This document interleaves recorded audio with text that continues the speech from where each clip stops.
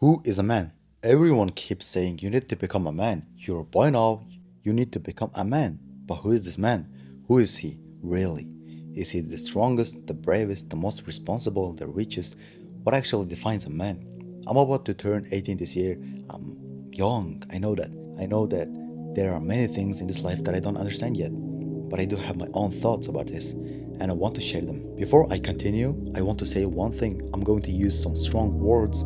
You might disagree with me, you might even get angry, but please just listen until the end. 5 decades ago, everything was clear. I mean, the roles of man and woman in family. It was simple. Both had responsibilities, both carried their own weight. That's what masculinity and femininity look like. But in recent years, with a higher quality of life, things have changed.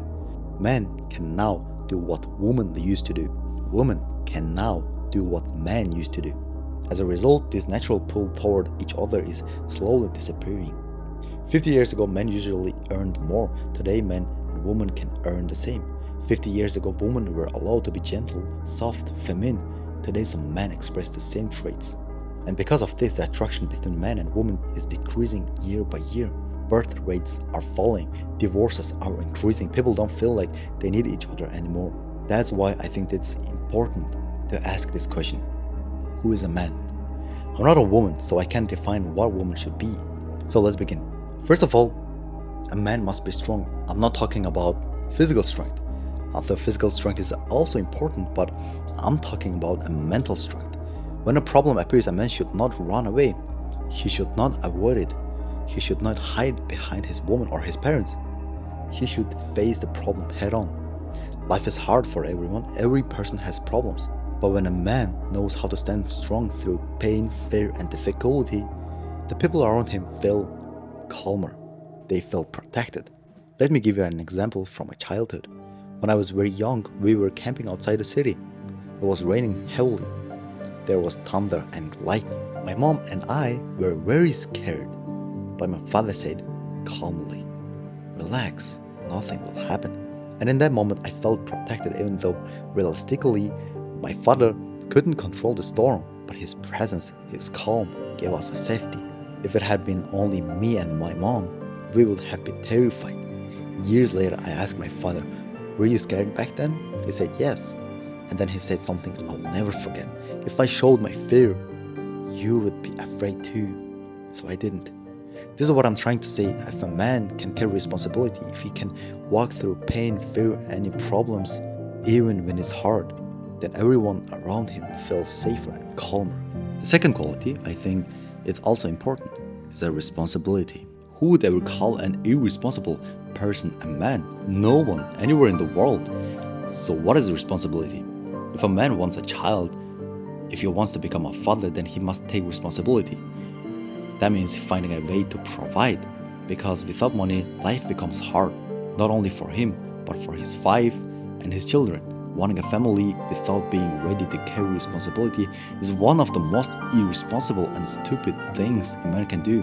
A man must first take responsibility for himself while he is young, and only then can he take responsibility for others. That's what makes a man, because if a man is irresponsible, it's not only his life that becomes difficult, it's the lives of everyone who trusted him is becoming difficult. That's why a man must learn how to carry responsibility. And to do that, he has to endure a lot. He has to go through pain, struggle, and failure. He has to learn in the hard way, through his path, through his own blood. He must understand what responsibility really is and what price comes with it. This is what separates a boy from a man. A boy hasn't been through much. He doesn't know much about life yet, just like me. But a man, a real man, has been through fire and water. You could even say through war. People may have left him. Friends may have disappeared. He may have been betrayed. His work may have not worked out. He may have forced financial problems again and again, problems in his family, health issues, his own or the people he loves. He has been tested many times. And a man who goes through all of this and still stays rational, still stays loyal to his principles, values, and still stays loyal to himself, that's a responsible man. And that man is a real man. And the third one, the last one, but the most important of all, what truly defines a man? Above everything else, it's his ability to love.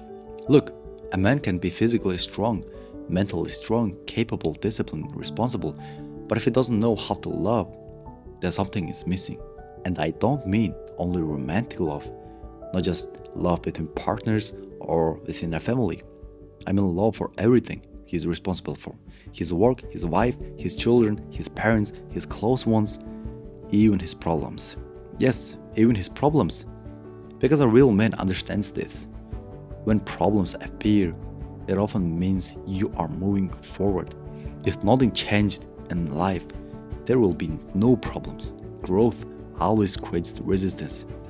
That's why a man must change every day. And with the change, problems will come. So he must learn how to love the struggle, the stress, the pressure. Every real man carries heavy pressure from society, from work, from responsibility, but he is a stress resistant. He goes through it. That means he learns to love the pressure, the pain, the weight. He must even learn to love his enemies. It's even written in the Bible. Learn to love your enemies. Because when a man truly knows how to love, he becomes gentle. And gentleness doesn't mean weakness, it means kindness. A real man is someone his family can rely on. The people behind him, the ones under his protection, should feel safe because he exists. Even if he falls to his knees, he must stand up again. That's what I believe a real man is in today's society.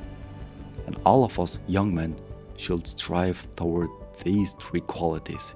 Yes, there are many more things I could talk about, and you already know them: kindness, the ability to rise after every fall, persistence, patience. They all matter.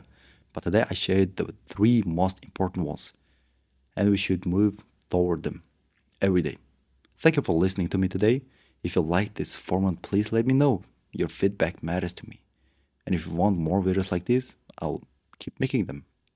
Thank you.